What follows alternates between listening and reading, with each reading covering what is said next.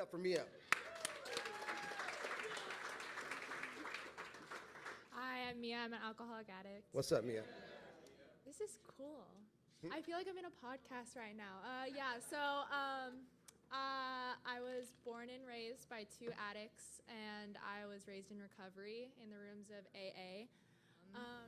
Obviously, as a kid, it's not like your dream to sit in a room for an hour and listen to people talk about their problems.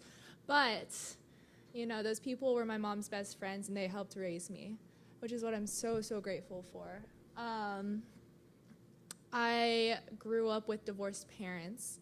One lived in Fresno, one lived in Sanger. Didn't really have a big effect on me. They were both very present in my life growing up. My mental illness didn't really hit until high school. I went to a very small middle school, and when I hit high school, life sort of hit me in the face. I wasn't really prepared for it. I was very much not exactly sheltered, but sheltered from, drugs and alcohol. So when I hit high school, I wasn't really prepared for what was going on. I started playing water polo in 8th grade, and water polo is such a big thing in my life. I used to play 7 days a week to 4 hours a day during school. I'm so, so grateful for it. It was not fun, but it got me to where I am today. I did not like high school. I really didn't. I hurt so many people, and I just could not understand what was wrong with me. My first addiction was cutting. I was self-harm, big time. And I wasn't trying to kill myself, but I liked the pain that it gave me. I did it, and the worst part about it was just seeing my mom's face when she found out. It broke me down so hard, but I kept doing it. And then COVID hit, and I thrived in COVID. I loved it. That was my sophomore year of high school. Didn't have to go to school after that. My school said, if you're happy with your grades, you don't have to come back. I had all C's, and I was so happy. I was like, how convenient. Exactly. I was like on the verge of failing, but I was like, all C's pass. C's get degrees, am I right? I forgot to mention before that, right before COVID, I overdosed in a school bathroom. Wasn't fully overdosed. I started overdosing in a school bathroom. I was carried to an ambulance and spent that whole night in the hospital with my mom by my side that whole time. And somebody else, who was it? Somebody else in recovery. I forgot her name. Haley. Haley was there. She brought my mom a blanket and a charger. She was really there for my mom that night. And after that, I got suspended from school, and our school psychologist said, Mia needs help. She's not doing good. And that's where I sort of started my mental health journey. Wasn't really drinking so much. I think I drank once because I was so scared of it. I knew what it could do because I was around it so much. I was around people in recovery that I knew not to do it. So I started my mental health journey. I had a therapist. I got a psychiatrist. And, I mentioned to her both of my parents are in recovery. I haven't done anything, but, I have an addictive gene. And they prescribed me with Adderall. It was crazy. And I loved it, obviously. Who wouldn't? I was abusing it so badly. I didn't know if my mom knew. I knew exactly where she hid it. And when she was gone, I'd go on her top shelf and take it. I was taking probably almost 100 milligrams right off the bat. Not eating. I lost 50 pounds in a month. I was not doing okay, and I knew if I kept doing it while I was playing water polo, something bad was going to happen. I cut down on that a lot, but by that time, COVID hit, and, not doing the best still. Still didn't understand what was going on with me. I ended up transferring to Clovis High School. where, I wanted to play water polo. I wasn't really big into academics. But yeah, I loved Clovis. They really cared for you. The teachers cared for you. That's the most I've ever played water polo. I was out of town every single weekend. Now, you got a scholarship, right? I did, yes. I ended up going to play D2 water polo at Monterey, and it was probably one of the worst experiences of my life. But I'm so grateful that I got to experience it. Now, were you partying when you got to college?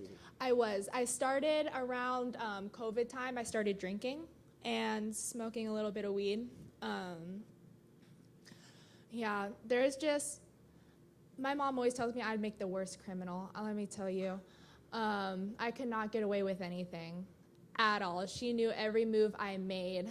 She tells me I'm exactly like her. So I'm constantly in trouble. If you see pictures, you see different hairs are literally my different phases in life. As you could tell with my black hair, I wasn't okay. So yeah, I started smoking weed. I started drinking in high school. I did my best to hide it. I would drink before practice, during practice, and after practice. And if you're swimming and drunk, it can be pretty hard. But I was managing it pretty well. But I got a scholarship to CSUMB, and I spiraled even more.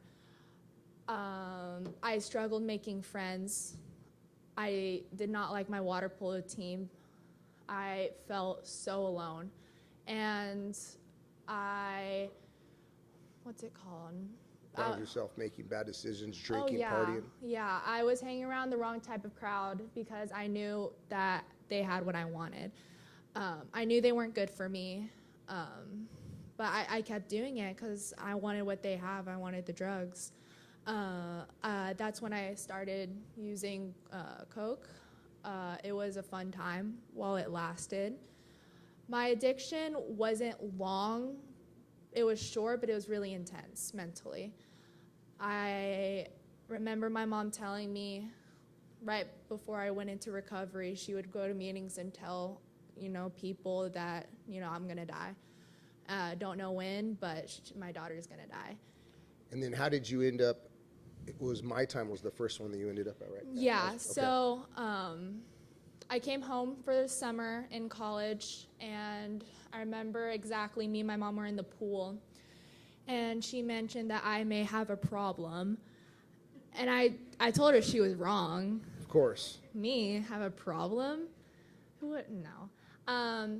But I was really against it. She talked to Scotty, and they set up a meeting for me, sort of like an intervention. And they're really persistent on it. Scotty just said, just try 10 days at My Time. If you do not like it, you do not have to stay. And 10 days. And how long did you end up being there? I was there for 11 months. I'm not a quitter. Yeah, I was very resentful towards my mom, towards people who were in there trying to help me. At this point, my dad sort of left me, wasn't returning any of my calls. I didn't know what he was doing or where he was. I still felt very alone in the first thing. I walked into those rooms, and there was a bunch of smiles in the rooms. They were very welcoming. I think I met my best friend, Lissa. I met you later on. But one of my really good friends, Ramin, that I still talk to every once in a while, but, He was like, hey, there's this one person, we don't like her. I was like, okay, we don't like her. But, but after that, I started meeting so many amazing people. I got in touch with really good counselors. My therapist was awesome. I met, lifelong relationships that I know I'm going to have. They're really solid. I stopped playing water polo. I got a sponsor. I was very picky about my sponsor after 5 months. When you found your sponsor, what kind of person were you looking for in a sponsor? I wasn't sure. I knew it was going to be somebody with a lot of patience. I knew somebody obviously with more time, but the hard thing is that people who have more time are also one of my mom's best friends. So I was trying to find that fine line of like, my mom's best friend, or just trying to figure that out. But I went to HA after 5 months. People keep nagging me, when are you going to find a sponsor? I was like, I don't know, but I'll know when it happens. And how did you approach your sponsor? Like, how did you ask your sponsor to be your sponsor? Well, I already knew her. I babysat her kids in high school. So, and my mom and her, go way back over 20 years, I think. So I went to HA. She saw me in a meeting, gave me the biggest hug. And just today we were actually talking about it. She originally didn't want her to be her to be my sponsor. She was just asking how I was doing. And I told her I was looking for a sponsor, and she just goes, well, call me. That's how God works. Yep. Just pray for it. I'll pray. We'll get in touch. You have my number. And it was just sort of history after that. It was really good. And so you had kind of a little mishap, right? Yeah, after 6 months at my time, I ended up relapsing. And you talked about how you just kind of got a little isolated. Yes. And then you ended up having a mishap or a relapse. Yes. And then now, but what's your sobriety date? My sobriety date is 12/11/23. I have 7 months. 7 months. Excellent. Excellent. So what are some of the things that you've learned in recovery in the last 7 months? Ooh, there's a lot. Let's talk about it. I think the biggest parts are that I love is about me. I never trusted myself. I didn't trust who I was when I was alone. I didn't trust myself with other people. So being in recovery, especially being young in recovery, it's hard. You're still learning who you are, and I didn't know myself outside of water polo, so now I'm facing sobriety without water polo, being young. It's not easy, and so I think recovery definitely is learning about myself, learning what I can and cannot do, who I can trust, who I cannot trust, the people who are right for me, and I would say that's one of the biggest lessons that I've learned. Very cool. And in the last 7 months, so let's say somebody in this room has less than 3 months. What's the advice you would give them? I always say what my mom told me when I first started is when you start in recovery, go in the middle of the pack. Go to all of the meetings that your program is at, Saturday events, the cornhole tournament, stuff like that. Go to that. People are going to movies. You may not exactly be invited, but ask if you can go. That's just how you make Everybody's friends. always invited. Exactly. Yeah. Nobody's going to say no. No one's going to say no. No one's going to say no. So just trying to do the small things, be a part of those small activities. That's where you meet amazing people. That's where you meet the fun people, too. What are some of your favorite meetings here in town? What meetings do you go to? I go to Fresno Fellowship. I like to go to the morning meetings. Saturdays are the women's meetings at 9 a.m. And then Sunday is for everyone. Those people have more time than I do. I know, I forgot her name. Somebody has like 53 years of sobriety. Wow. How many years of sobriety does your mom have? 26 years. 26 years. 28? 28 oh, years. 28 years. Maybe we can get your mom to raise her hand real quick. Raise your hand, Mama. There we go. 28 years. So I'm going to let you finish up here. You said some of your favorite meetings are at Fresno Fellowship. Yes. Let's talk real quick about community and service, and then we'll pass the mic around. Okay. Community and service. Yeah. Oh, yes. Since I became sober, Amber. She Ember. Is, Ember. She is Ember. not my daughter, but I am just so blessed that I get to help raise her. She is literally, I cry talking about her every single time. She's going to be 2 in November, and it's Anthony's daughter, and she just lightens my life so much. I love her to death. Right now, I'm trying to teach her how to love sharks, and right now she's really into Baby Shark. How much easier is it to be in a relationship with somebody that, wants the same things that you want, like sobriety? It's awesome. And this doesn't just go for a relationship, just a relationship with anybody, is being able to hold each other accountable.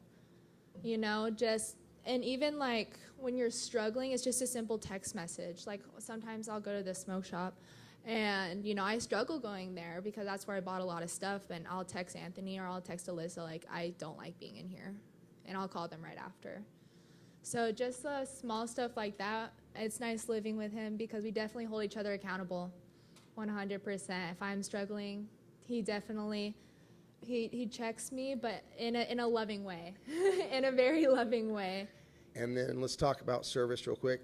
How do you find the reward, what we're talking about today? How do you find the reward in service? Like, what is the reward for you? I think the reward is watching the other people be happy.